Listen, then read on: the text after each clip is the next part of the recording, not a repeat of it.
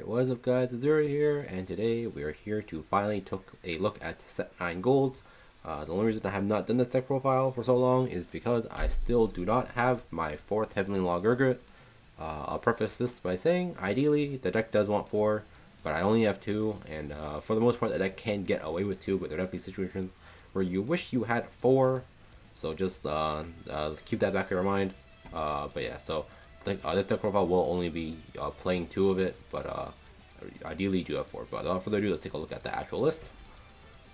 So set 9, despite not having too many cards, gave us some pretty good cards to go into the deck. From top to bottom as per usual. First off, the starter is Coel. This is still the starter we played starting from set 7, I think, or whenever the initial wave of like second Gurgit's always support was. Unite, GB1, favorite Vanguards, right through higher Gurgit. Put in the soul, checked out 4, call a card from among them, give it plus 2k. Anti-retire, but your best anti-retire starter, get to call a card, can turn your Jeffries into solo attackers. Very, very nice starter, and definitely, in my opinion, the best starter to play in this deck. Next off, the grade 1s, you play 3 of the Stride Fodder. So this king is Stride Fodder and can search you Gurgit. So I know now you have 2 Gurgits to choose from. You have the old Gurgit and the new Gurgit. I don't know what this Gurgit's name is. Golden Sword Gurgit, I think, something like that. I don't know. Whatever, you have 2 choices to search for now. So this card's value has gone up, but the reason we cut down on this card is because it doesn't have Unite, and I do want one more scaling booster. So just because of that, I only do play 3 of it. If you are very paranoid about not having Stride Fodder or not finding a ride, definitely just cut down on one of these or one of the Jeffries and bump this up to 4. But I do think this card not having Unite can be quite troublesome on the board sometimes, so that's personally why I only choose to play 3. Next up, we have Jeffrey, GB1 Unite. And the item ability to attacked or boosted. Cost, put it to soul, draw a card. Gives you soul, selects the card on your board into your hand.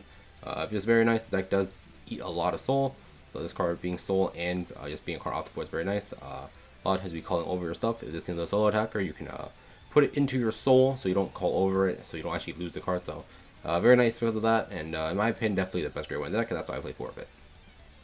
Next up, we have the the Unite PG, Unite GB1. On play from deck, put a grade 1 or higher card from your board back to the bottom of your deck to give this card the ability, and in the turn return the unit to your hand. So this card is a PG where as long as you're in Unite, so as long as it's the second card you call during, at least the second card you call during that turn, you can put a card back and add this card back to your hand at your turn. So pseudo searchable PG. So very nice because of that. CB, I don't think is the biggest issue with this deck as long as you can manage it properly. So I don't see a reason to play CCPG over this at all whatsoever. So because of that, I play this card. Searchable PGs are always good.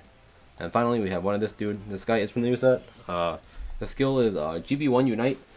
This unit gets plus 1k power for every card with Unite, inclusive of itself. So this card, as long as once you're in Unite, is at worst an 8k booster, probably a lot more, because for the majority of your deck does have Unite. The only cards that don't from here is the old Gurgit, the Quill, and the Gorbotic, the Strat Fodder. So for the most part, this card will almost always have will usually be at least like a 10k-ish booster, because cast itself, you'll probably have your starter, probably one more card that makes 10k, and that's for the most part, just skill with all your soul attackers. So because of that, I do think this card is pretty nice just because of that. Your other choice here would be the Horsa, but I do think this thing itself be able to get a little bigger than Horsa, because Horsa I think caps at like 9k by itself, but it can make something else a solo attacker, but I personally don't value that very much because I think I have enough solo attackers in my deck. So that's personally why I just play this one, because this one scales a little bit better because it itself gets bigger than Horsa. So yeah, but I do think it's preference, and you can play whichever one you want. I just prefer this one. And grade 2s, we play 4 Quills. He's the only grade 2 without Unite, but he's still your main extender. GB1, when this unit attacks the Vanguard and is boosted. CB1, check top 3, call 1 card from among them. He's your main he's your main extender on a Glorious Raining turn. He can extend on Heavenly Law turn. Just overall very solid card. Very good synergy with the Glorious Raining, because Glorious Raining attacks, you can CC1 and you can use the same CB you use on the Glorious Raining to extend with. So that turns it into like a CB1 play to extend for 4 attacks at 5. So I think this card's really good for that reason. The other card you'd play here would be Spirit, but Spirit makes the deck a lot more CB intensive, and that's personally why I choose to not play it. I personally like Pull more, but I think the last 4 slots here can be Spirits if you want them to be. And then next up, we play one of this guy. I don't remember his name anymore, but He's basically just because he has Unite keyword and he's a solo attacker, but his actual skill is GB1 on play, CB1 check top 4, call 1 card from among them to an empty room in the same column as this card. So basically behind it, you can call it like a booster behind it, so that's pretty cool, I guess. But it's mainly here just because it has its first goes Unite +2, making this thing a 11k attacker by itself. So it's one of that. For the resist, grade 2, Unite, if your Vanguard's grade 4 or higher, gets +3, so solo attacker, and then resist. Resist, definitely very useful in a lot of the retire matchups. Being a solo attacker is always a +2, so play 4 of this card. And finally, 4 of the new card, the Kinaris. Unite, if your Vanguard is a Gurguit +4, so a 13k attacker. Interesting, something to note here is that this skill is not tied to GB, meaning if you go first, you can make like a 19 column with Van and starter, because Van gets +3 on play. This plus any 7 booster, any 7k booster, which is every booster in the deck but the PG, would make a 20k column, and whatever on the other side. If you go first, you can actually scale 2 lanes against 19 to push really well. They don't have any intercepts up, so this card is very nice for early game, as well as its late game skill, which is GB1 on play. Anywhere, from deck or from hand, you can discard 1 card from your hand to check top 3 and call 1 card from among them. So this card is also a Lopier, so you can always use this card to extend on a Heavenly Law turn. You can use this card to filter out cards you don't want in your hand for possibly better cards on board. So just because of that, I think this card is very good. This skill isn't tied behind Unite either, so you don't. This can be the first thing you call. If you call this and use this skill, you will instantly proc Unite. So because of that, I think this card is very good. Solo attacker with a strong second effect.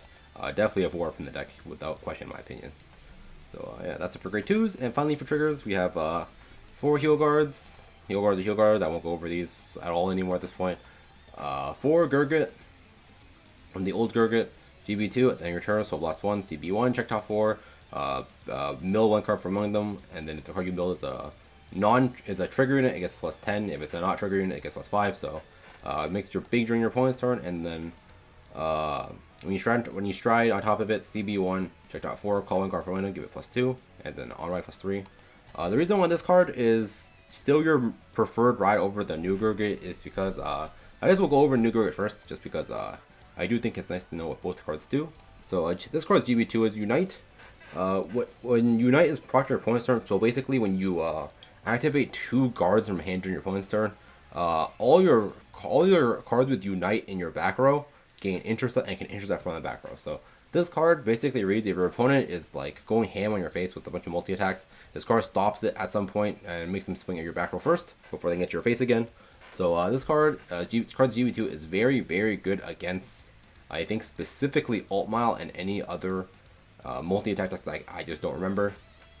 But its stride bonus skill is when you stride top of it, Soul Blast 1, CB1, check top 4, call 1 card from among them. If the card you called has Unite, you can you then additionally call the top card of your deck as Rest. So this card can 1 card proc Unite. It can, if the card you call is your PG, you can immediately proc Unite and put the card you put back, assuming it's not heal guard, back to your deck to proc the PG skill.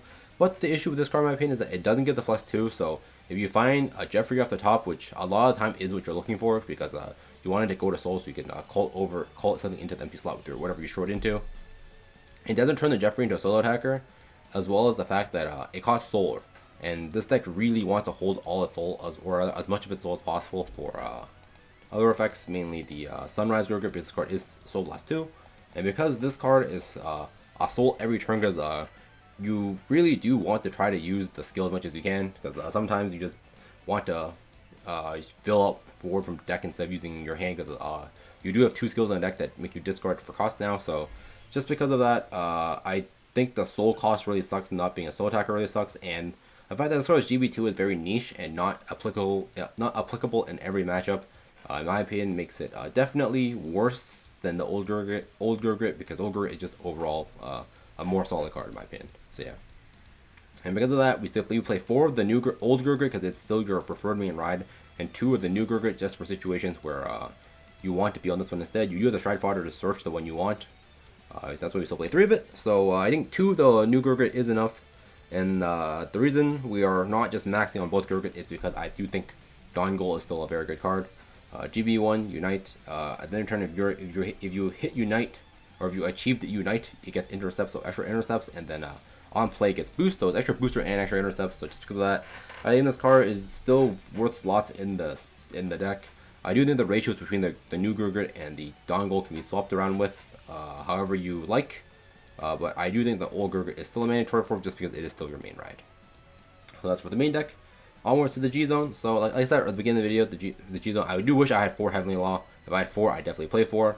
But I do not have 4, so I'm only playing 2. If you have all 4, I think the cards you cut is without a doubt the one Campbell. I think that card has no space in the deck anymore, assuming you have the full set of Heavenly Laws. And I think the card you cut after that is either the Harmonics or the third Sunrise Gurgit. I think Rising Shine is still worth keeping in the deck just because sometimes you don't want to use your hand for the Heavenly Law to hit GB2. And then the Harmonics and the Sunrise. Sunrise, sometimes you just, for most games, you don't really go into Sunrise more than once just because if you do go into it, you are probably looking to use back row intercept skill, and once you do that, you lose your entire board during your opponent's turn. And then on the next turn, you have to make a board again to even just to hit face properly sometimes. So just because of that, the second copy of, or the second usage of the third Sunrise doesn't come out too often. And then Harmonics is basically just here for GQ Luard players who are still trying to damage deny you. But for the most part, this deck has other ways to deal with block, i.e. Sunrise Gurgit to put stuff back to the bottom of your deck at the end of your turn after they get unlocked. So, or just putting them back to the bottom of your deck at the end of your turn so you have nothing to lock to begin with. So just because of that, I do think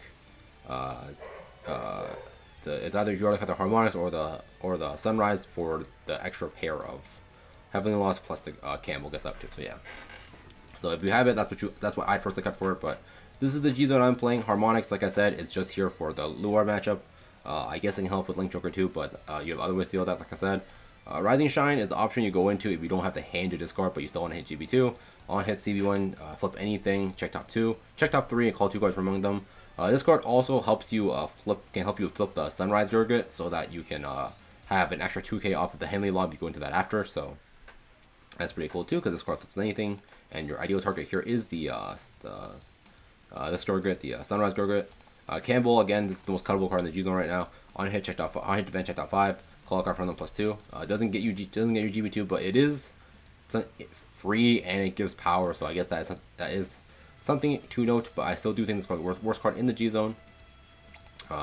Sunrise Gurgit, GB2, Unite, Soul Blast 2, CB1, flip anything. But realistically, it is a G flip because you do need a copy of itself based on the G Zone to use its back row intercept effect. You can apply 2 effects. He gets a crit. He gets 5k per rear that you have, and then all your rears get +5. And then if you face a copy of him in your G Zone face up, at the end of your turn, you can put 2 cards with Unite back to the bottom of your deck. If you put 2, you CC 1, and then all your other rears get intercept. They can intercept from the back row, so there's your triple intercept. Glorious Reigning, he's still your main finisher. Unite, and his Unite attacks. CB1, G flip, put 2 Grade 1 or higher cards from your board back to the bottom of your deck. Check top 7, and call 1 card. You call up to 1 card for a face-up card in your G Zone. If you call 3 or more, CC 1. So if you call it 3, you instantly refund the CB cost, and then that CB you can use for like a pull or something to extend even further. So still your main finisher. It doesn't scale properly for at 4, so Glorious Reigning is still ideally the thing you use your points at 5. When your points at 4, it is a little more awkward, so just keep that in mind. But the reason why we want the extra set of Heavenly Laws is because sometimes you first ride it and then you want to second ride it, because this card does scale and it can help you push just as well as the Glorious Reigning. The Heavenly Law skill is once per turn, CB1, G flip, discard 1 card from your hand, so there's a discard cost. Get the following 2 effects: Unite, and this Unite attacks, check top 7, call 1 card from among them. And then for every face-up card in your G Zone with Gurgit, you have face-up in your G Zone, all your rears get +2k. Or I think all your units get +2. I think even he gets +2k. But power band doesn't matter too much when his band's already swinging for a giant number. So the main relevant skill here is the second skill here, where your things get really big. If you have a full set of Heavenly Law and you go into Heavenly Law first stride, Heavenly Law second stride, your entire board to just get +6, and that's already scaling for like way over triggers because that's +12 to a column. So because for reasons like that, that's why specifically why I'd want an extra pair of the Heavenly Law in the G Zone, because the second pair can be used to extend as well while scaling, as opposed to Glorious Reigning, where it just pushes and can technically call out more attacks for a lower cost, but doesn't scale properly. If you don't know, I think the very easy extension you see here is you can use Heavenly Law to call out Pull or Canaris to extend to the other side. Because obviously it only calls 1, unlike the Glorious Reigning that can call, like, reset both your front row. Heavenly Law can find you either pull or Canaris to extend to the other side, and then because of all the extra power you gain from the other skill, you can scale for like 3 PGs instead of Scourge Draining, just scaling for like PG from Ban and like 3 heal cards. So the Heavenly Laws does extra pair can come up, but yeah, I don't have it, so I don't have it in the G zone. But yeah, that's for the deck. I have some games for you guys with some post commentary, so I'll see you guys there for now. So for now, I guess peace out. So here we are for some games for the Gurguit deck. So my first matchup was Narukami.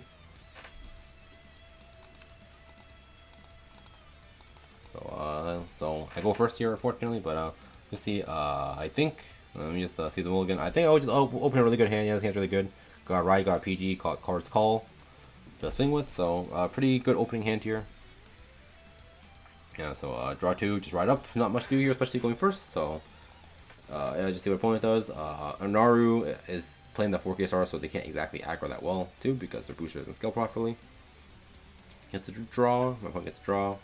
I also get a draw, and with a hand this big, I think you definitely aggro early. Resist also really very relevant in that, so you definitely do save the resist here. So, so I'm pretty sure what I did here, I just like called the card and then called the one wrote the pull, probably called the Canaris and just strat swing for 2. Yep, no defensive, so I'm gonna clean push the 2 here. No heal from my opponent, so they are just taking the 2.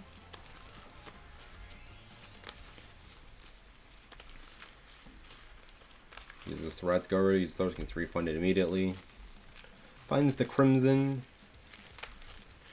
I think my opponent here also just decides to aggro me really hard. He just calls down 2 cards. Yep.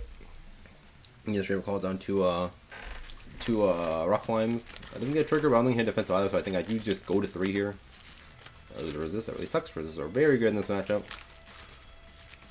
Go to 3. You gotta draw 2, very nice. Drew another resist, so here I am big chillin' for my for first turn because I just ride up and call down 2 resist, and now my entire board is immune to whatever he wants to do next turn.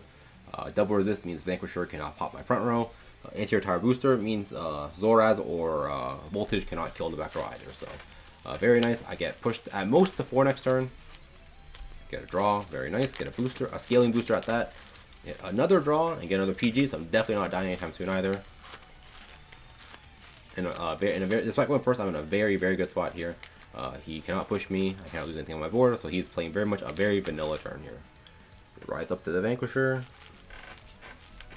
It's just the Crimson he found off the Raid 3 Searcher. And he goes into Zoraz. This is definitely the poverty check here because with the introduction of Naru Wave 3, you do have VMAX, and VMAX wants copies of both of Vanquishers face up. So here you'd ideally, assuming you have the full playset, you'd go into Voltage here, so you can have the VMAXs, the Vanquishers face up. So you go into, if you want to go into VMAX in the next turn, you can actually punch 2 cards in the back row, or just 2 cards in general that are not intercepts. So this is definitely a not so rich player, and this man also decided to just use both his rock climbs for whatever reason. I don't know why, because the rock climbs were not killing anything. This deck doesn't, my deck doesn't care about the bind zone either, so I don't know why he did that. I get the heal too, so I just stay at 3. So very nice for me. And here, this is a situation where I do have the hand. I absolutely do have the hand.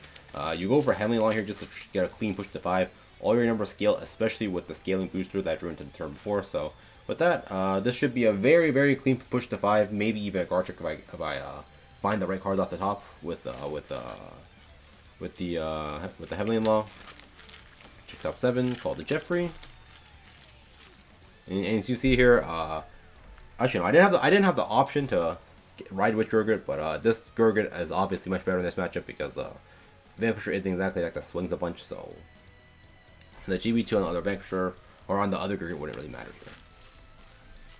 here. Here got got a booster, got also a big booster here. I think I'm thinking if I want to use the Coel or not, but I think I do hold it because I do want it to be like a lightning rod to potentially save my back row from dying to like another Zoraz or a Voltage or something. Just call 2 intercepts and swing, call it a day. So rear, and then Heavily Law swing, skill, check up 7. I found a Quill off the top, and this is where the Heavenly Law's extra power really does matter because the stride bonus giving like Jeffrey +2, and then Heavenly Law giving my column +4. It makes the entire left class skill over 22. So that skill's over a defensive. He has not hit a defensive here either. And because of the right side being having a big booster, as long as I call something with Unite here, it will scale. The resist does scale with the grade 1. I think here I'm just checking for the math to make sure it actually does scale. Don't need to call the Canaris instead. But here you can see that the Heavenly Law is a very good card to let you push, because as you can see here, I pushed to 5 from 3. With the only way that this will stop me is if I triple plug and they hit double defensive, and that didn't happen. So here I get a clean push. I supposed to record the Jeffrey, and then I even get a guard check here from 3. So very nice. Unfortunately for my opponent, he checks 3 PGs to his damage zone. So that kind of sucks for him, but what can you do? What can he do? Obviously, I'm big chilling with 3 PGs damage. This man's definitely dead next turn, unless he like double heals down, which spoilers, I do not think he did. That sucks to be him. That's the Zoraz, and this is where holding the starter here might make a difference, because it can potentially save this booster from dying. Pops the Quill. Finds, and it gives power to Van. I actually don't know what my opponent is doing, because I remember correctly, he called down 1 intercept and pushed a 7k up and held the 2 cards in his hand. If he just used this Chain Bolt to give this Chain Bolt extra 2, he could have made it a solo attacker. I don't know what this guy was thinking. So he loses out on a damage here, and 1 CB is all this deck needs to do its play, being Glorious Reigning. So very good there. Lose the PGers, but at this point I think it's game. Lost my booster anyway, so I guess holding Quill didn't matter, but you know, it's always a chance to potentially save it. 7k. He could have pushed the 5 here, but I guess he just didn't give power to the booster for whatever reason. And here this man is gone. Glorious Reigning is even without the pull extension here, has 4 checks, he only has 1 intercept, so only has 2 cards in hand. This man, even if both cards in hand are guards, this man is gone. The only thing saving him would be 6 heals. So obviously no need to use Dry Bonus here. I need the 1 CV for Glorious Reigning skill. Call the pull to intercept. I guess I use the Koala instead. Save the Gurguit in hand in case I need a Stride Fodder for next turn, in case there is a next turn. And here call the Canaris just to be a solo attacker.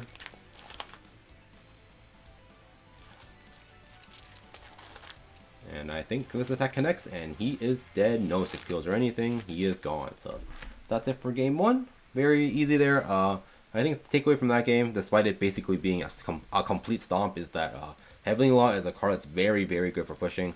The play that happened with Heavenly Law could not have, for the most part, cannot work with Rising Shine, just because Rising Shine doesn't give power to everything like Heavenly Law does. So let's look at that. Very interesting note that the other thing to take away here is that the Heavenly Law is a very good card to let you push if you just really, really want them at 5 by first stride. So that's game 1. Game 2, I play against Luard, I think. And I think I did go second here. So here, I passed the Luard back, so you have Stride Fodder to Rise, Stride Fodder to use the Short Gurgit. I drew the other Gurgit here, but I do think I did end up either searching or I just found the other Gurgit at some point. So this Gurgit is definitely not very good for this matchup. Ogma can pop back row, making your GB2 pretty irrelevant. So because of that, not any real reason to ride this Gurgit in this matchup. So yeah, I do think I just like ditch your resist here immediately, just so I can aggro and switch the Gurgit now. Because now that the other Gurgit just ends up being Stride Fodder. Swing, no defensive. Swing, no trigger, and I think he heals here. Unfortunately for me, yeah, he heals down. So I basically did no extra damage here. Kind of sucks. Basically committed 1 card for no reason.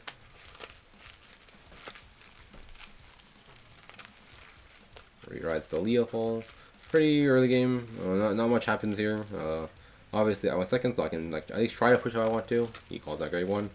Probably searches a Luard, ditches a PG. That's actually fine, because PG you can always grab back later by dropping another 1 to the drop, by calling it and sacking it off the cost. I do hit defensive here. He goes face anyways, and he does not see a trigger, so defensive just stops his turn here. It's very good. Very nice hand here. I call here. I think is where I made arguably a misplay. because I dropped down the this grade 1 right here. The thought process here for me was that I want to, if I see a trigger, I want to go face 3 times. I don't want to have to like hit defensive by swinging Van to rear or something like that. I swung like this so that I can play for a heal, so I can go Van first.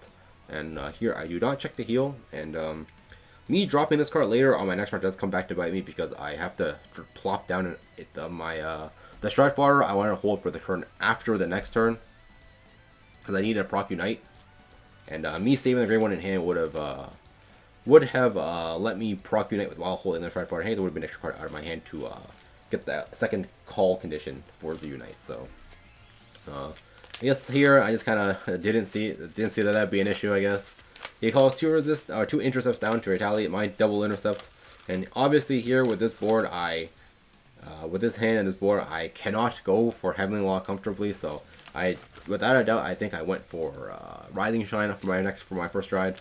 It's a crit, pushes me to 3, gives me more CB to work with, which I'm actually perfectly fine with here.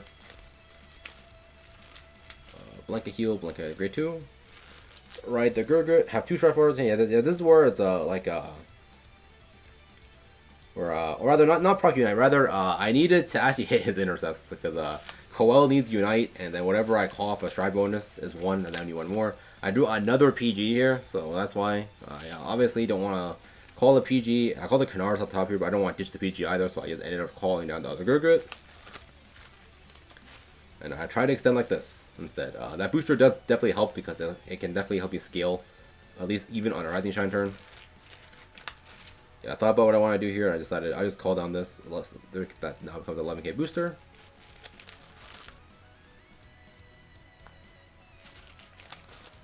And Rising Shine will hit, and I get to call 2 cards at the top, probably replacing my front row. Gonna heal down too, so I'm definitely chilling now. Only issue is I might not be able to stride on the following turn because I don't have any grade 3s in hand. And now with 2 boosters, as long as I find something that can scale to the right, he doesn't hit double defensive, I can do the exact same play that I did last game, where I get to push him for a guard check here from 3. I find Booster Dog. So the booster here does scale into 21, I think, and the other side becomes like 20 something, but he didn't hit defensive, so it didn't even matter. So the other side 26, that's more than enough. I do get a guard check from 3, just like last game. Turns out if you just hit up triggers, you don't even have Heavenly Law. But obviously, you won't always hit triggers, so Heavenly Law guaranteeing the power does matter here. I just got really lucky on this turn. If you hit double trigger, make sure both my lanes scale. So very nice there. Obviously, no use of GB2 is actually want to take damage here. The more damage I take is more chances to hit a draw. More draws that I hit is more chances of me drawing into more Stride Fodder for next turn. So. Yeah, there's that. I don't think I went for Carnivore here, I think. Yeah, for Carnivore, calls 2 Swordbreakers, draw 2. He called the Owl, I think he sacked it off, and I think he ended up popping hitting my starter here, so it kind of sucks for him.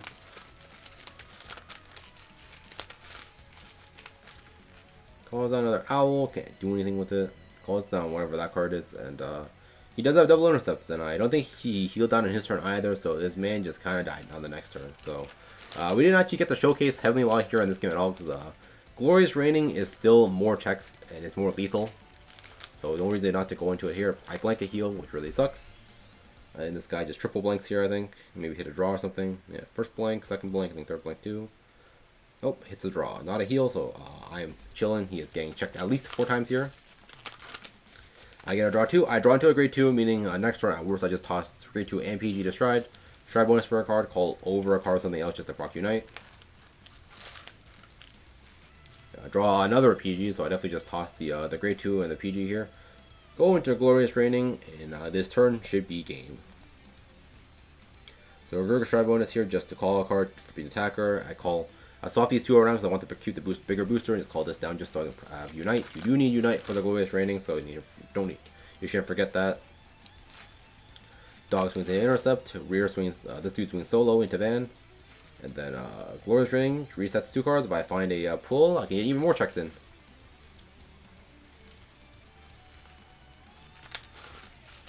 Yeah, I did find the pull and a solo attacker off the top, being Canaris or the resist. I think I just ended up calling resist here instead. And I think I did call a third Jeffrey just to CC off of this. I just called over the Coel.